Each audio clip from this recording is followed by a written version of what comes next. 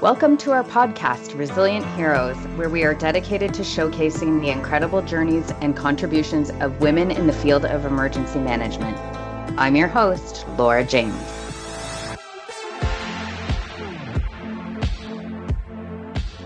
Okay, Resilient Heroes, today we've got something really special.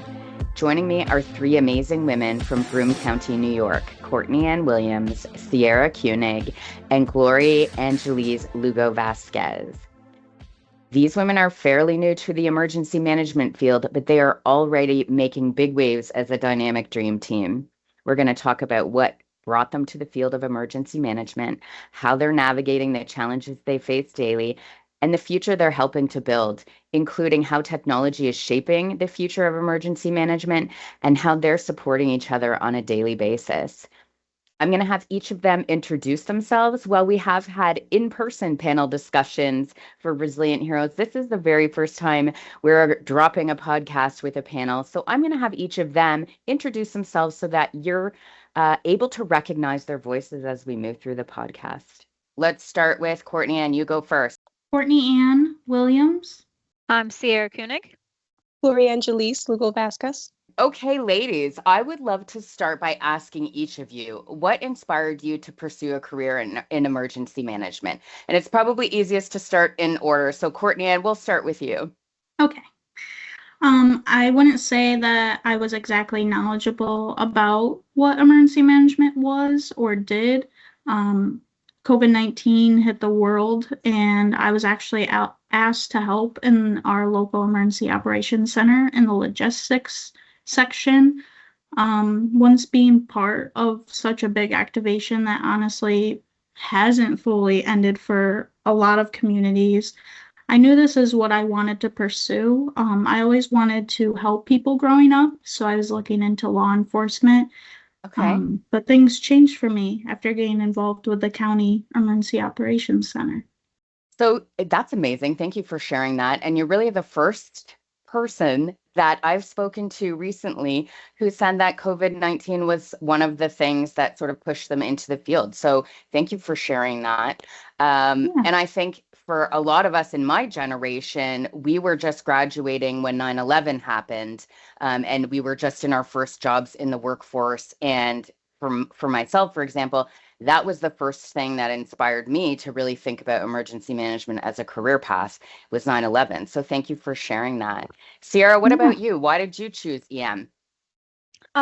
So back in high school, I always wanted to do the National Guard, but due to some medical issues, I was unable to do so. So around when COVID-19 started, I heard about emergency management, and growing up, I also wanted to help a lot of people. So I looked into emergency management, and it looked like something I really wanted to do. Awesome. And then you just jumped right in. I went to college for emergency management and homeland security. Thank you for sharing that with us. And Gloria, tell us how you got here. So it's going to be the third person saying I got exposed during COVID-19 as well. I was actually working boots on the ground. So I would work at the COVID testing sites, providing security. And I would see Cortnianne all the time, and I kind of pick her brain because honestly, providing security at the sites felt like I kind of was just standing there, and I wanted to do more. So seeing her running equipment and everything she'd been doing, I just picked her brain every time I saw her, and I kind of let her expose me to emergency management. Eventually, I saw an opportunity, and I took it, and I'm loving it. And you're loving it. I call you guys the dream team from Broome County. So amazing. So you're all relatively new to emergency management. And what's it been like jumping into this field? I have met you guys in person a couple of times now and spoken to you multiple times, and you really support each other. I can see that from the outside. You support each other both at work and in your personal lives. And so how do you figure out how to support each other in work and in your personal lives? And how do you divide up the work that you're doing based upon your strengths? Not an easy question. So we kind of go by divide and conquer, and cross training as well. So Sierra and I know how to do each other's jobs in case one of us has to pick up the slack of the other, or one of us can't be in a certain place. In the same way how we mentioned that Cortnianne was at a conference in Albany and Sierra and I were at a training, so we kind of divide that as well. And we kind of work with each other's strengths. So again, Cortnianne and I don't have the education behind it, Sierra does. So we kind of work off of that. I think that's our biggest thing, kind of working off of each other's strengths. And how do you guys tackle a problem? So if you have something come in, the phone rings, and you have to manage something, do you put your three heads together and determine the course of action together? Most definitely. Most definitely. I love that. If we're all in the office, like we'll just sit down and bring up the problem and see what we all think about it. I love that. As women entering the field, it's traditionally been male dominated. And I know you guys have seen that. We've been at a conference together. And it's easy to see. You look around the room at the folks that are most experienced. Many of the speakers are male, and much of the room is male dominated at some of the conferences that we find ourselves at. What are the challenges that you three have faced? And you can do this, as individuals, as you have come up, or your shared experience where you are now. So what have you faced, and how do you anticipate challenges when they come up? And then the three of you, how do you share the skills of navigating something like that in the workforce? I mean, I have faced some challenges. But recently I feel that I am starting to overcome them by showing my worth in my work. As I become the leader that I want to be, I realize I need to stand up for myself as well. I have tried to be more direct with answers and show more confidence. I do consistently feel like I have to prove myself, but I am working on winning them over with my successes, especially in our division. Thank you for sharing that. I agree with that. I think the more time we spend in our positions, we continue to learn more. And the more we learn, the more confidence we build. So I'll speak for myself. I think my work ethic is what kind of shows who I am and what I bring to the table. I would agree with that. Having spent some time with the three of you, I know how hard you work. I hear about the projects that you're working on. And listeners, we were just chatting before we hopped on the mic with you. And we've postponed this recording a couple of times together because this dream team is always on the move. They are always on the go. And they always have something that they're working towards, whether that's certification or training or exercises. So they are never idle. So Sierra, what about you? You have been through emergency management through college. Have you encountered any gender-related biases through your education or when you first entered the field? And do you feel the need to prove yourself still? How have you settled in now that you've been in the workforce for a while? So when I first went into this field for college, there wasn't a lot of females. It was male dominated.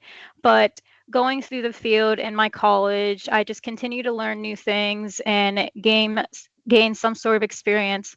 And I didn't have enough confidence as I should going into it. But as I learned more, I gained that confidence. I gained the experience.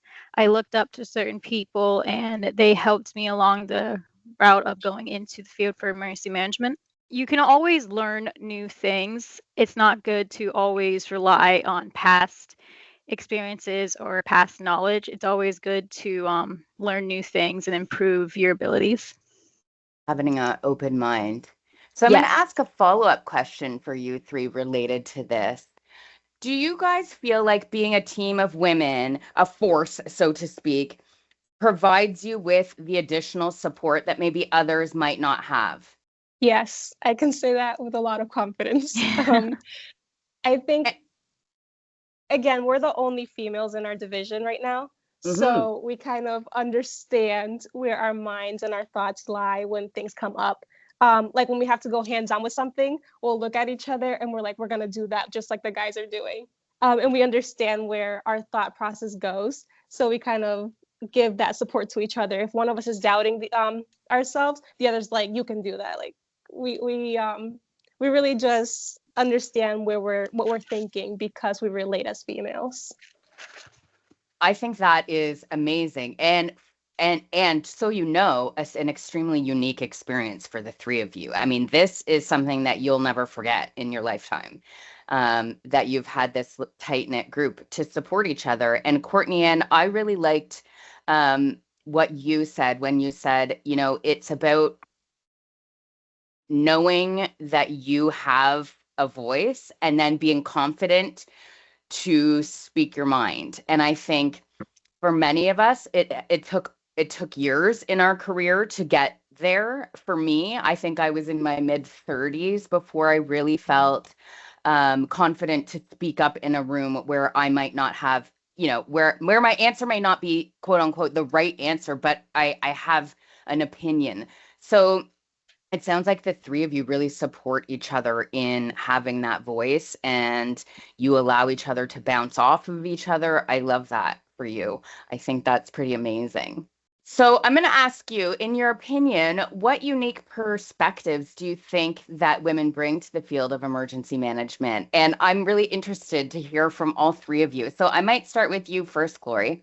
I would say women have a way to relate to people differently than men. We're not afraid to show emotion when there needs to be emotion.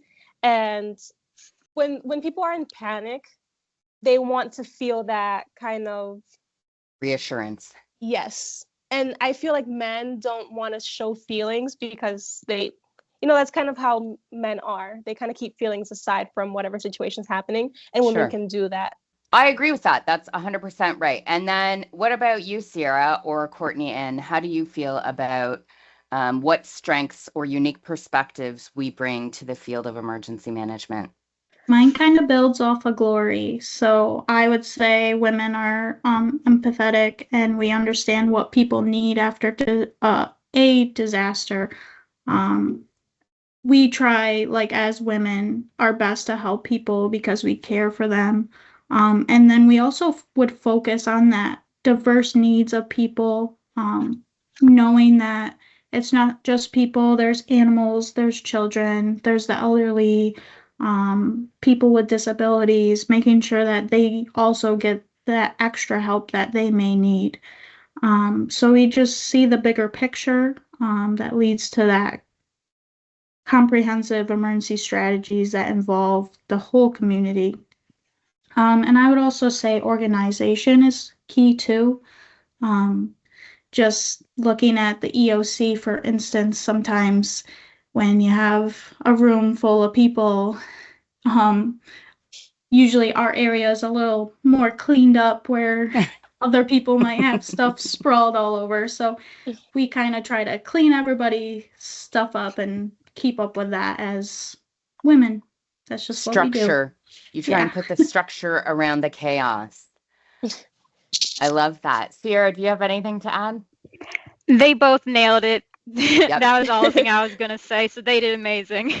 I would agree with that. And from my perspective, I absolutely agree. I know you guys have probably listened to some episodes, and as resilient heroes, I think we all recognize that, we have a list, obviously, of objectives when we are activate an EOC, and if we're on the ground, boots on the ground, inside the yellow tape, or at a reception center or evacuation center, we just really sort on information differently in the way that I don't like to number my objectives 1 to 10. I like to look at the problem, and again, we put a humanity lens over top. So a response is not a success if our community is suffering. And so, Cortnianne, that was the first thing you sort of identified. It's about the people. So yes, we do our jobs. Yes, we have some marching orders. We have some SOPs. We know how to do what we do. but as long as we keep the focus on the community, I think our responses will always be successful. And I really think that women have brought that lens into the EOC and to the boots on the ground responses. So thank you guys for really identifying that that is a very unique strength that we bring to the table. So the three of you, or any of you, are there any examples where your perspective of a woman changed how you solved a problem or how you approached something? Any of you have an example of that? I do.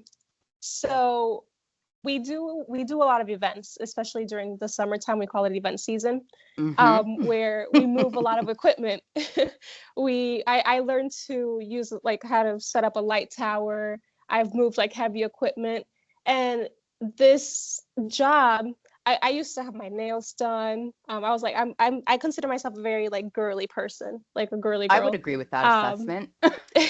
Listeners, just so you know, Gloria and I bonded the first time we met over glitter and the color pink. So, and I do not apologize. Nope. So I remember the first time I had to move equipment, I used to say, I did not sign up for this. I didn't realize this is what I was going to have to do. But then it made me think, just because I'm a female doesn't mean I can't do like the heavy lifting. It makes me think back. There was a commercial I saw at the Super Bowl once that said like, do things like a girl. And they mentioned how sometimes when people say like a girl, they tend to use it as like a negative way, in a negative way. Yep. Yes. And this job has kind of really shifted my perspective on that. Like, I can do things like a girl, but doesn't mean it's negative. 100%. I love that. Thank you for that example, Glory. Okay, let's talk about technology in emergency management. So the three of you have really come up, like your lives have been immersed in technology. Many of the resilient heroes like myself have been around for a while. So technology was not part of our response organization at the beginning. And for some of us, I mean, I didn't even have a computer in university. So I'm showing my age here, but really many of us have had to grow to accept technology as part of our organization and part of our job, whereas your generation has grown up with devices around you since the very beginning. And you had those tools at your fingertips throughout your education. So I'm wondering, for you guys, talk to me about, how you feel about technology in emergency management. Emergency management is really trying to increase the use of technology, whether that is radios, whether that is sat phones, whether that is things like Starlink, and whether that is emergency management software or using your existing software in-house, whether that's Microsoft Suite, putting the tools to work so that we're no longer using pen and paper in our EOC and having, boxes of paper post-event that we have to sort through, really figuring out how to use technology to our advantage to speed things up for us in the EOC. And I would say from my perspective, we have lagged behind in emergency management. We have really said, we don't need that in the EOC. We put pen to paper, chalk to chalkboard, whiteboards and markers, and flip charts. And we have really stuck to that in this field. I mean, we're real ingrained in that opinion. But I know that you folks are true believers in whether it is GIS mapping or alerting systems. So talk to me about how technology is shaping the work that you're doing. Tell me how, if it sounds strange for you guys to hear that some of us struggle to implement it in our operations. And then from your perspective, I might ask a couple of follow-up questions just to kind of hone in on that a little bit, because I think some of our listeners who struggle may be enlightened by folks who have no issues with technology. So tell me how you feel. I'll start. Okay. I feel that technology has come a long way, even just in our decades, I guess, however I want to say that. Yeah. So like mapping, like GIS, it is incredible compared to what it used to be. I have seen other counties utilize mapping and being able to put locations on a map and know exactly maybe the certain towns are more affected than the other towns in your county.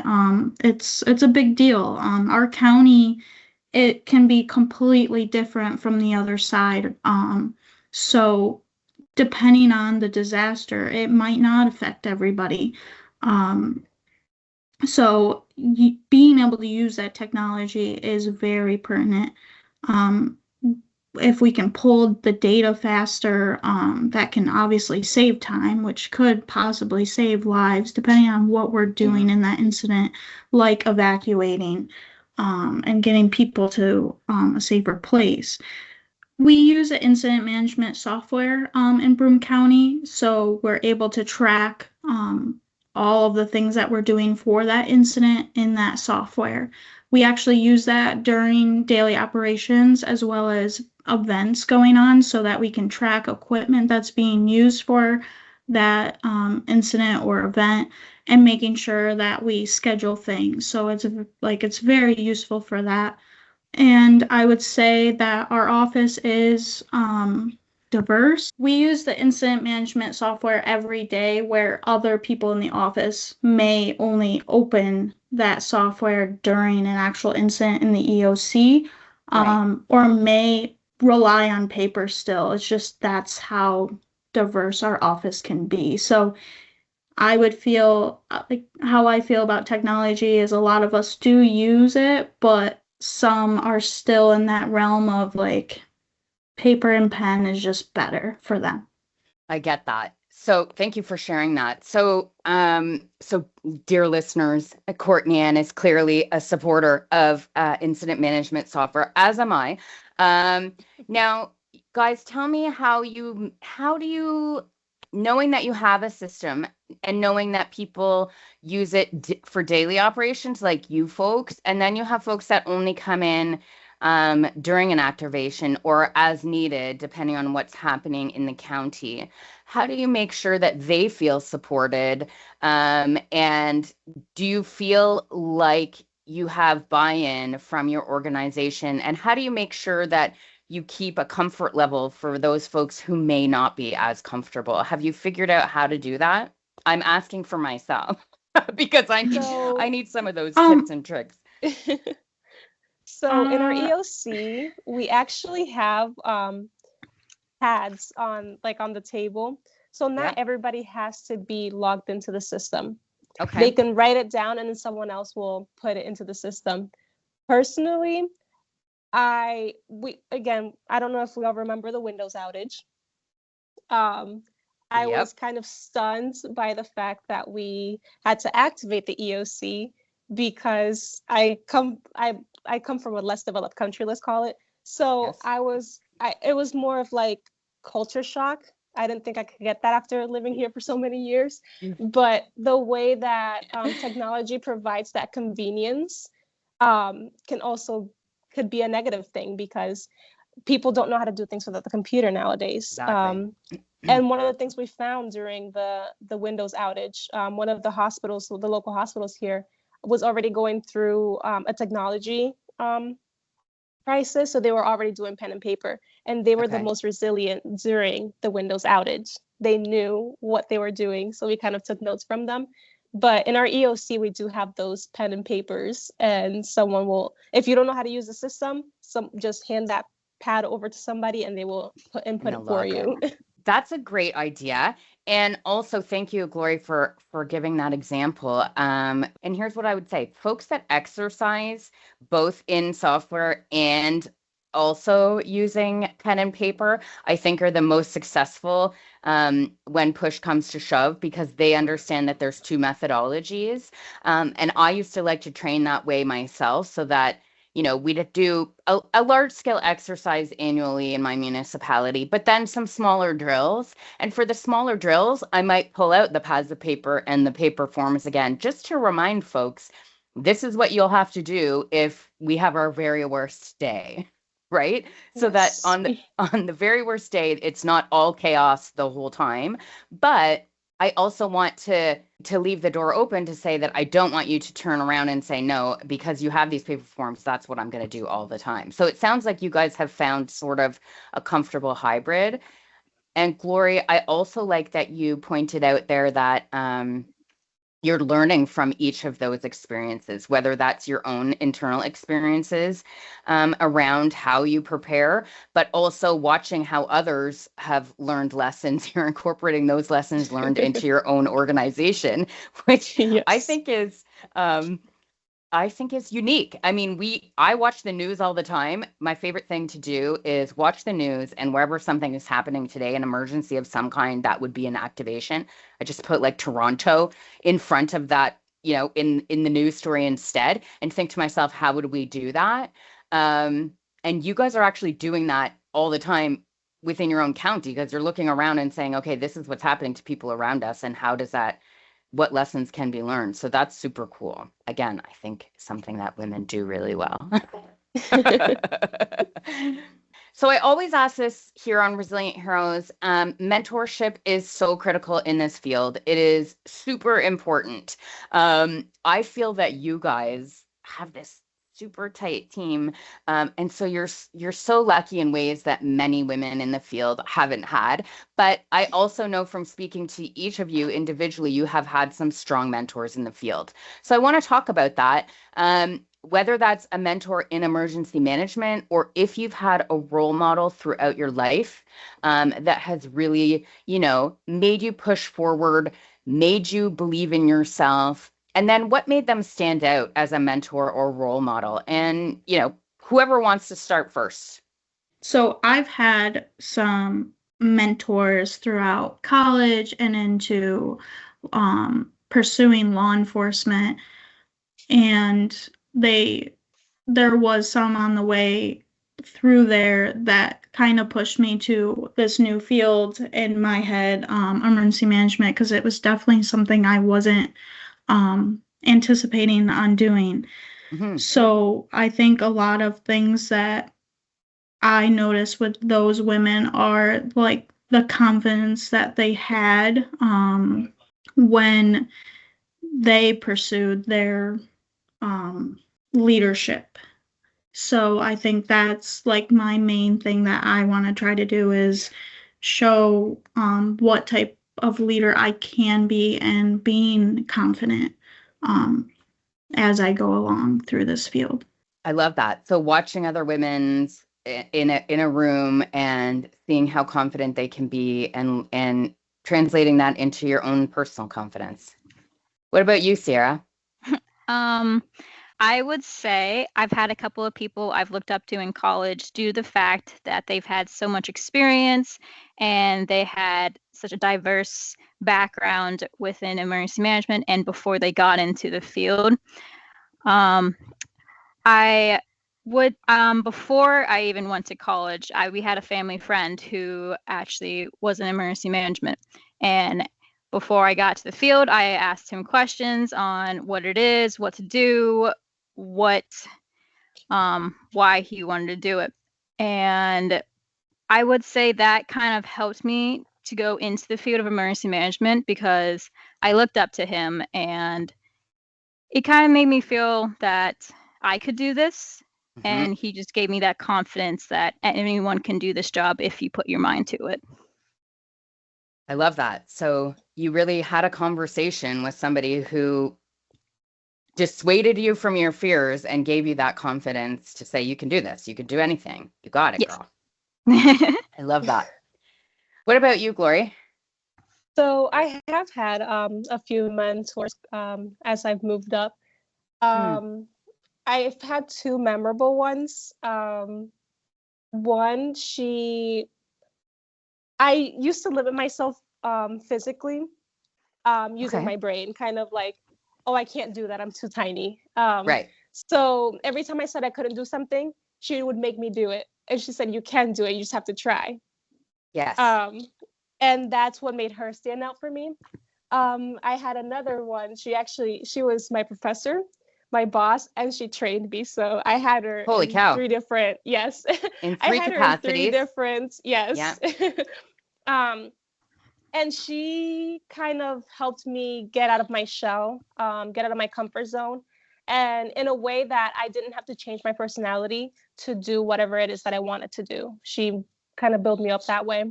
As far as in my position now, I didn't really think about it until you mentioned it, and I'm pretty sure those were the words that I used to to say that how I didn't think about having a mentor as an adult, I guess, in the field until you mentioned it. So, yeah, I think it's really important, and even for myself, as I as I approach, as I approach the end of my career in the last decade, for me, it's still important to mentor and also be a mentee. So I still look to other women in the field and other fields, especially when I'm feeling like I'm stuck, whether I'm stuck in a problem or stuck emotionally or in some way. I really look to other women to help me find the momentum to keep going or solve the problem or even just bounce things off them. I find it really helpful. And I've said this before on Resilient Heroes,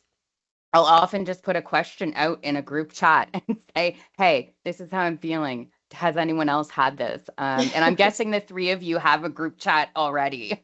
yes. So you yes, do that we do. for each other. Yeah. Thank you for sharing that. That's awesome. So based upon that, guys, looking ahead, what advice would you give to other young women? There's a lot changing in the world right now.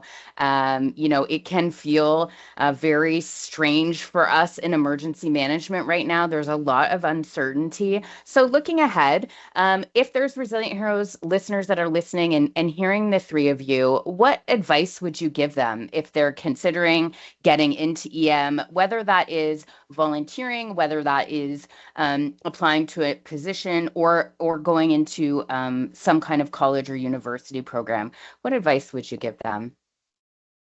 I would say I have three things. One is to build a network. Yeah. I don't think I could have made it this far without knowing someone. Two, take advantage of any opportunity to grow. Exactly. Growth looks different for everyone. But again, my mentor that kind of pushed me to do things that I would limit myself on, that was my growth. And three, don't try to be like all the other men. As a woman, yes. As a woman, we have qualities that our male counterparts don't have and may never have. So we have to use those qualities. Glory, I love that. Those three were amazing. Thank you for sharing. Of course. Cortnianne, do you have any advice for women thinking about EM? Yes, I do have a few things too. The first one's kind of like a funny one, but it's to me, I realize this.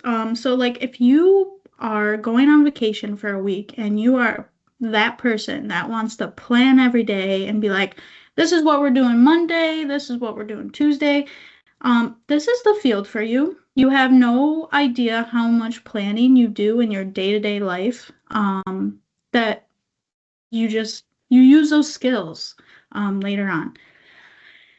Another thing, the unknown in the field may be scary, but you have to lean on those expertise, and it might be where you're working, or it could be someone that you meet in your network that you could lean on for that guidance. And then the other thing that I would say is, in my experience, that people are there for you more than you think. So sometimes you may have some struggling relationships, but when the incident happens, they actually might be there for you more than you think they are. So making sure that you use your expertise, your coworkers, if you can. Usually they will not let you fail, even if you think that they may. I love that insight. Thank you. And something that I haven't heard. So love that. What about you, Sierra? One advice that I would give is recognize and recognize the values of the unique perspective and experiences that individuals from different backgrounds bring to the table. I love that. And here's something that I'll share that sort of builds on that one, Sierra, is that I think as women, we often pay attention to people's stories and interactions and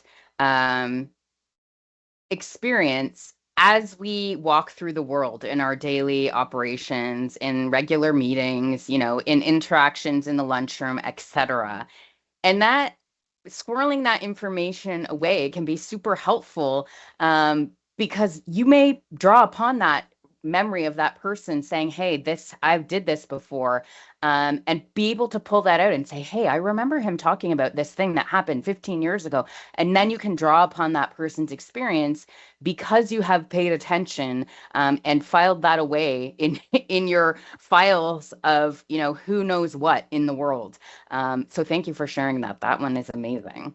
Okay, guys, we're going to close with a lightning round for our listeners. I don't know if you guys prepped for this in advance or not. And so we'll just yell it out. But I like to close with a rapid fire round, and let people, let our listeners see a little bit of what you are like when you're operating. So I want you guys to just say the first thing that comes to your mind. Are you guys ready? Yes. Yes. Okay. One word that describes your team. Diverse. Yeah. Flexible. Ambitious. Diverse, flexible, ambitious. Amazing. And also, I'm going to say, listeners, very friendly and fun to hang out with. But I love those 3 words. Thank you. Okay. Coffee, adrenaline, tea, Red Bull. What gets you through a long day in the EOC? Coffee. Adrenaline. Adrenaline. Okay. 2 coffees, 1 adrenaline. What's the most unexpected thing you've learned so far in emergency management? It's okay to bend the rules. Think outside the box. Yep. There's no black and white. There's only gray in this world. Yes. The out of the norm, like the unknown. Yeah.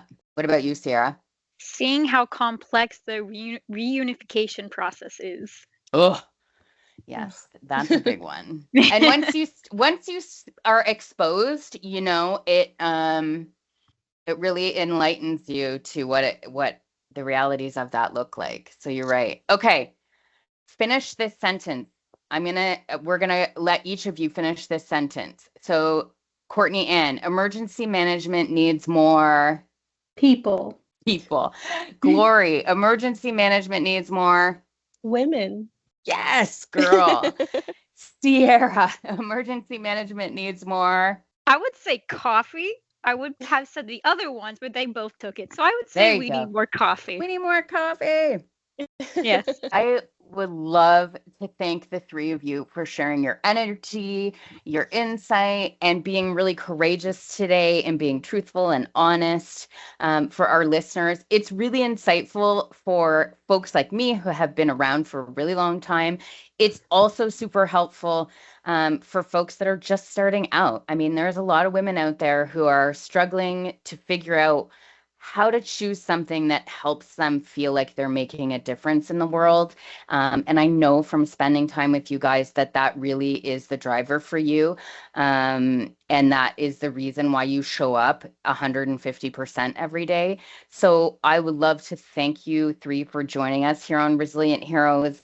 I would love to offer to our listeners that we share your contact information in the show notes. If anything you have said is interesting to them or they have questions, are you guys open to them reaching out to you? Of course. Yes. Fantastic. Sounds good to me.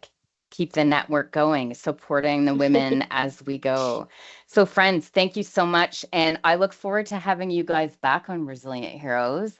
I'm hoping you'll agree to be, long-standing guests and we can watch you grow through your career as you move throughout emergency management, if you guys are cool with that. Yes, of course. Yes. Thank you Amazing. so much, Laura. Thank you for having us. You're welcome. The opinions expressed on this podcast are those of the hosts and guests and do not necessarily reflect the views of Buffalo Computer Graphics. All content is for informational purposes only.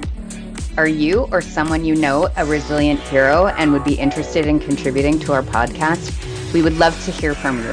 Please contact us at RHpodcast@buffalocomputergraphics.com.